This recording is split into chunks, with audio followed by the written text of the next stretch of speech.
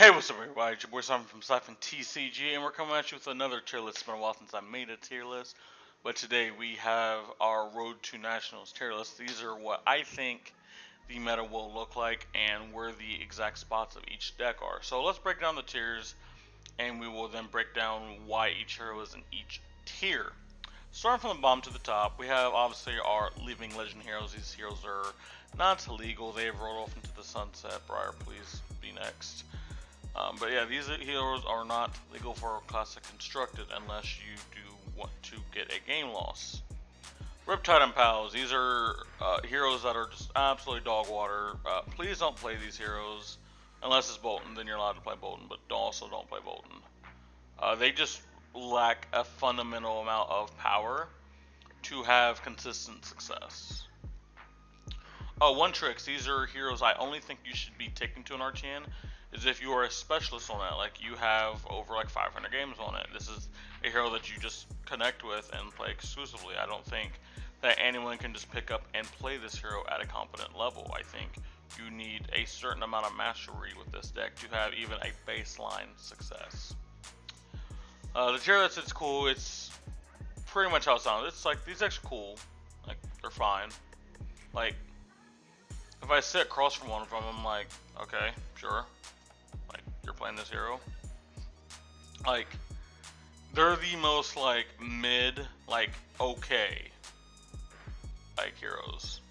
And, like, I'm sounding very vague for a reason. Like, there's not much to talk about with these heroes. Like, do they have upside? Sure. Do they have downside? Like, yes. And, like, how much can they compete with, like, these heroes up here? Like, they probably have a losing matchup against, like, the majority of these. Like, if there's 6 up here, they probably have a losing matchup against, like, 4. Or, like, a slightly unfavorable. Like, can they get top 8? Can they win? Sure, but I don't expect them to, like, do that, like, a lot. Top 8, these are decks that I don't think will have the majority of the wins, but I do think you'll see a lot of them in top 8. And then finally, in the easy clap tier, these are the decks that I do think will get the majority of the win share, the majority of the top 8 representation, and they will run the table. So let's start off again with Riptide and Pals. I have Riptide, Levia, Bolton, and Arachne. So looking at these heroes, all of these heroes have a very, very exploitable weakness. Like again, like Levia and Riptide, when it comes to Riptide, you can just fatigue him. Like Riptide has X amount of turns, or he has no way to actually kill you. If you guys watch my Bravo deck guide, you guys can see how much damage per turn that Riptide sent at me. And I didn't get below 40, like, maybe I got below 40 once. I did heal it back up, but it just, Riptide just doesn't do enough. And the way you can exploit them, obviously, is like with the traps, right? But then the traps are hyper conditional. So really, what is Riptide doing to give himself an actual edge?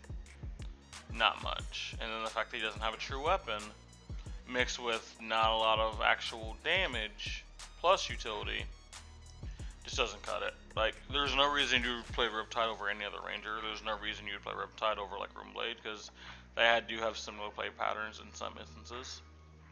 Yeah. When it comes to Levia, obviously, just her cards, if you look at every single Levia card, you're like, how is this a card? What the, like, this card is nuts. Then you have to think about in the context of how a game of Flesh and Blood plays out, and then you have to think about the context of her hero ability, and she instantly becomes very flawed. She can be winning the game for 90% of the game. She has one bad turn. She could literally just not die, but she could lose so much HP to the point where she's now on the defensive end, which will then kill her because she can't do anything. I do fear the day that this hero does become good, because she will LL so fast and it will be crazy. It will be crazy. Bolton is just okay. Like I said, you guys know me. I'm an absolute hater on the Raiden build. I think you need a lot of stuff to go right for Raiden to actually be good into the majority of the field. If you're like on a pure Raiden build, if you're playing a switch build, sure, you have flexibility, which flexibility is really good. But again, I just think Raiden is just a worse aggro deck than most of the aggro decks. So then I think you need to go personally. I play pure combo Bolton.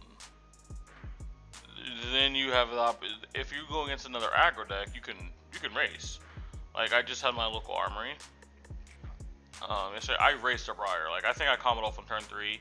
Could have comboed off on turn 2, but I wasn't confident with the amount of equipment they had up and the possibility of D-reacts. I wasn't confident to go off, but I could have won off turn 2 with Bolton, like full combo. And then turn 4, which I would have been my next turn, I could have had triple Lumina, which Briar's not living. But if you go against any hero with any form of disruption, it's about like against Lexi. I was in a similar situation against Alexi, and I Jew combo.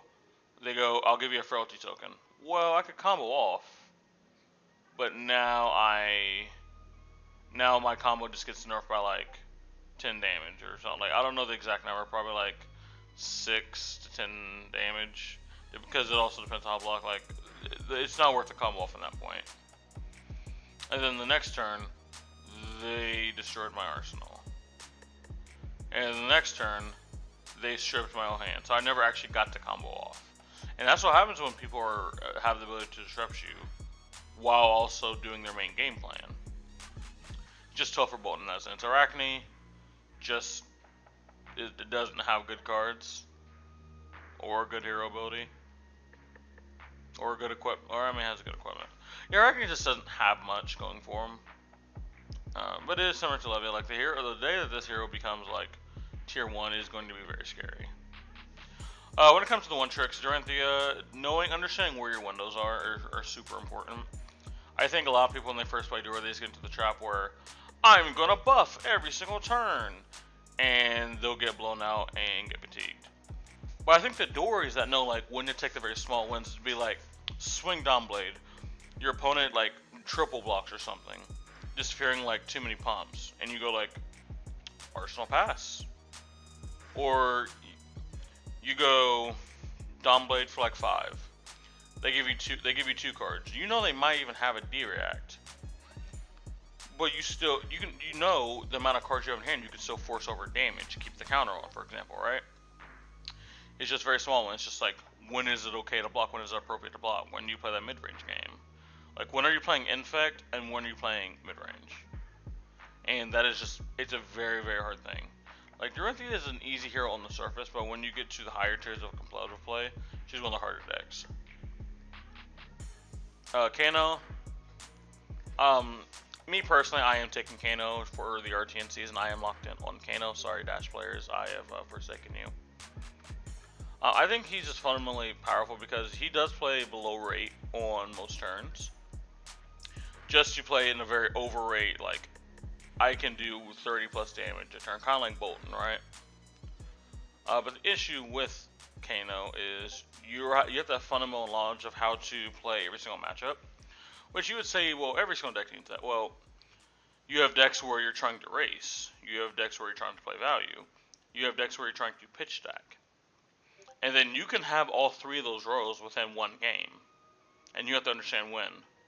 Like, that is your row. And then if you're on the pitch stack, because once you go pitch stack, you're usually not pivoting to anything else.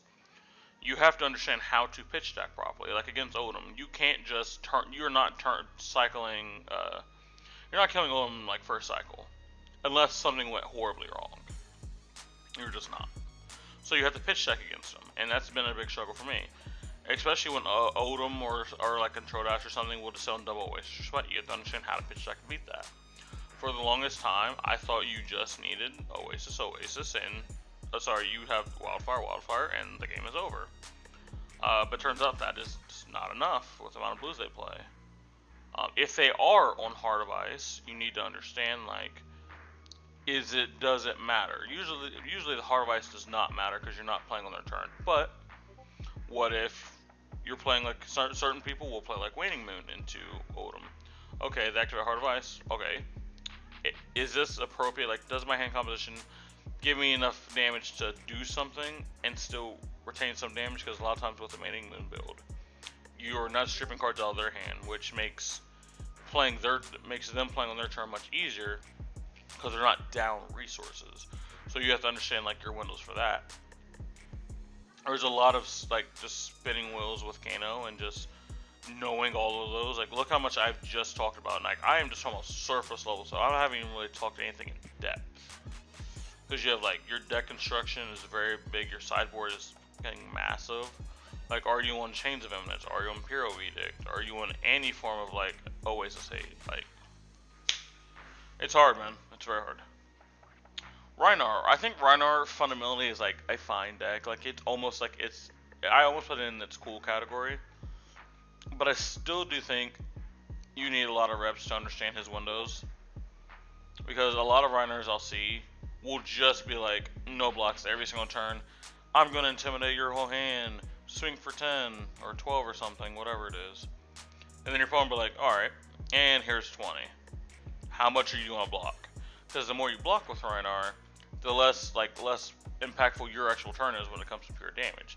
So now you have to decide, okay, can I race here? Can I play a value game here? Am I just the control deck at the end of the game trying to fatigue you? Like, what is your role? Like, how important is intimidating? I think that is one thing. Like, I do think people overrate intimidate.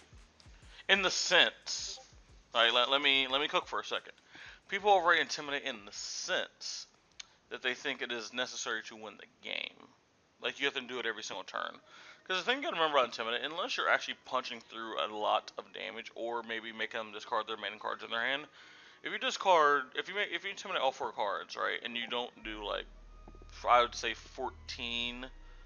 12 to 14 damage, you probably are going to lose that turn cycle, because now your opponent's going to come back with 3 to 4 cards and present you that much damage. And now if you have to block, like they have important one hits or something, well now it just makes you harder to do what you just did last turn. And it's that snowball effect of, well, you did one turn, you had to sacrifice, well now your opponent's going to make you block, now you can't do it another turn, so now you're playing a value game, and now your opponent gets to come with another 4 card hand, maybe makes you block, and it's just like, when do you actually get your window again? Because by the time you might get your window, it might be another time where you're forced to block. And it's that very, very big snowball thing that Brute just has an issue with, and Rhinar specifically has an issue with. But like I said, if you are a specialist with Brute, especially Rhinar, I do think you do have game, because you'll understand the windows of when it is appropriate to be the aggro deck, when it is appropriate to be the mid-range deck, when it is appropriate to be the control deck. So going to this cool category, the decks that are here are Fi, Katsu, Icelander, Bravo, Viserai, and Azuri. These are heroes I think like are fine. If you are on these heroes, I think you have a chance to do fine. You probably have a lot of games with these heroes. You are probably very confident in your matchups and stuff, but I do think your deck just lacks something fundamentally that will just make it harder to have the consistent success. It does not, you cannot have success. I can totally see you having success, but you are having success versus the 500 other people playing it. Well, what does their success look like? What does their consistency look like? That's the difference. Going into the top 8, these are decks that I expect to top 8 pretty consistently, but maybe not get the wins in the end. Starting off with Dash. Dash is my baby. Y'all already know my control Dash. But Dash has the ability to pivot, and I think that's one of the biggest advantages it has, is you can sit down across from a Dash and you don't know how to sideboard, you don't know how to play until turn 1. And things have already developed in the board. And that's the thing, like, before when Dashes would be hybrid, they would still start like Pounder or something. You'd be like, oh, okay. But most Dashes will sit across with a Chamber, and you're like, I don't know if you're control or hybrid. Like, you can usually tell with the equipment now. I think the equipment should be enough of a separation at this point. Like, what if you're not privy to that knowledge? What if you know both of the archetypes exist, but you don't know the clear differences? And here's the thing, the hybrid control list plays very, very similar to the actual control list. It's just different cards, different raids, we have a little bit of extra blues, and we have a higher ceiling in the end game. But that doesn't mean hybrid is that far off. But hybrid also has the chance to just go face and be just a good aggro deck. And if you're wrong, if you think, oh, I think 100% this is a control Dash, and it's hybrid, and they just decide to send everything upstairs. Well, now you're SOT. And same thing, if you expect to set a cost from a boost dash, and they flip over Arcanite Skullcap, Ironhide Gauntlet, Ironhide Legs, Tunic, Chamber, and you're just getting shot down with pistols onto our game, and getting swung out with like weird attacks and stuff, you can lose that game too. And it's that ambiguity with Dash, I think, is super, super important. And even with her very, very small card pool, I think she actually has one of the smallest card pools in the entire game. She makes such good use of her card pool. When it comes to Azalea, Azalea got a lot of juice from the Outsiders meta, and I do think, ladies and gentlemen, we will finally get Azalea some Living Legend points.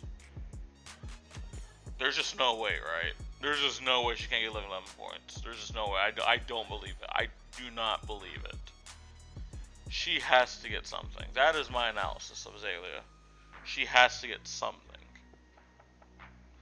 Briar is a very solid deck. Like, Briar isn't the powerhouse she used to be, but still fun when she has all the tools she had. She even picked up some new tools like Infectious Cells to fight against the Rangers, and she just needs 6 wins to Living Legend. Can she get 6 wins? I mean, I hope so. There's like 150 something CC Archeans. Like, I would hope so. She freaking better.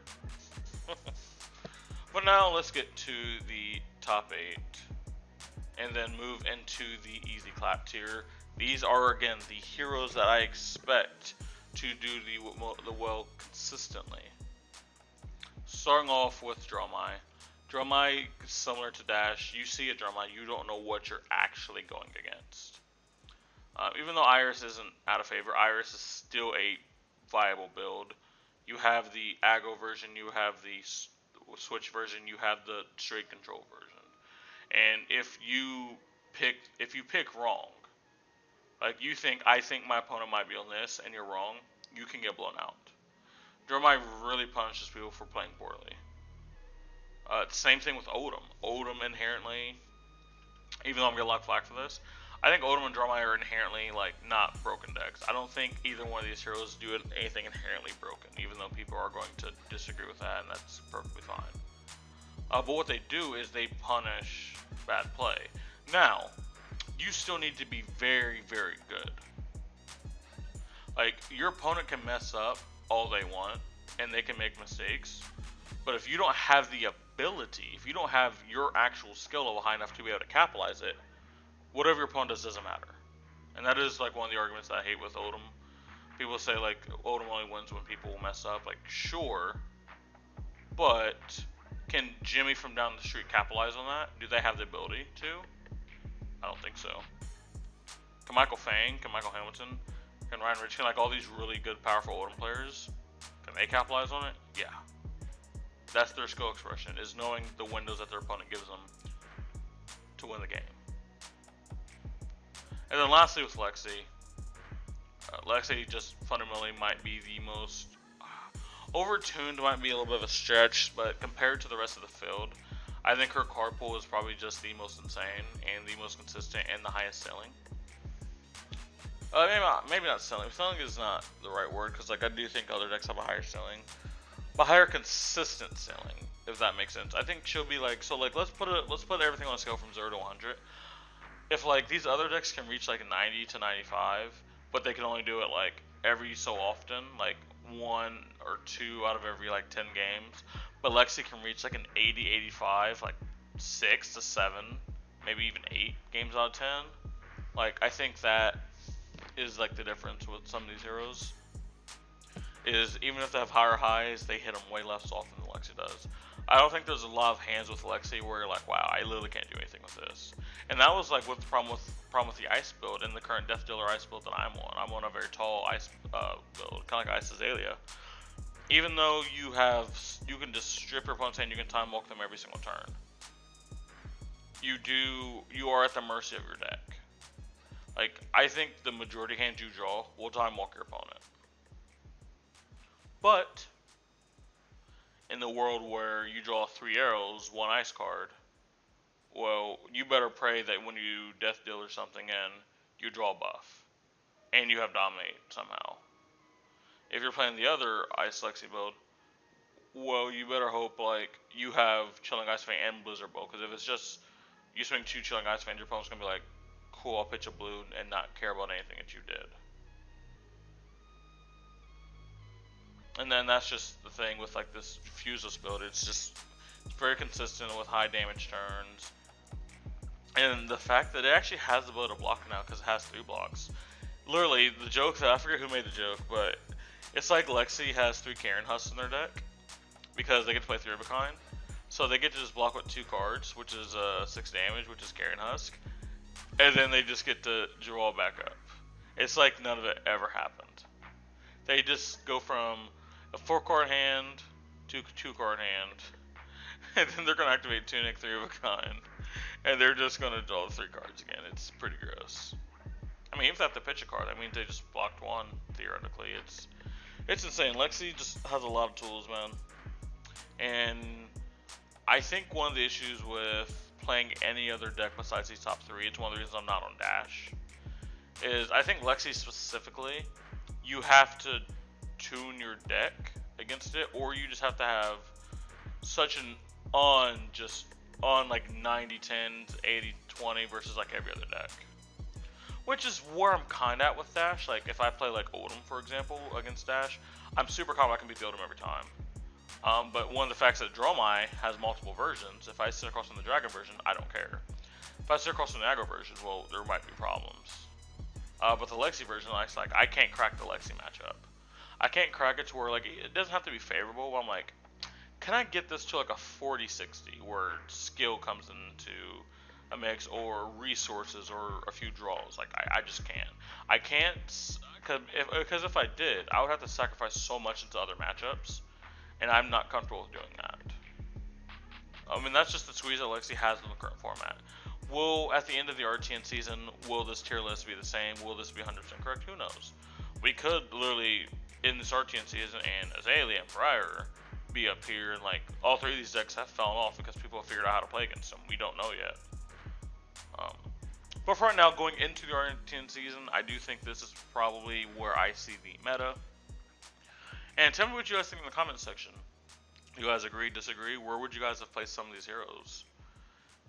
Except Bravo. Bravo 100% does.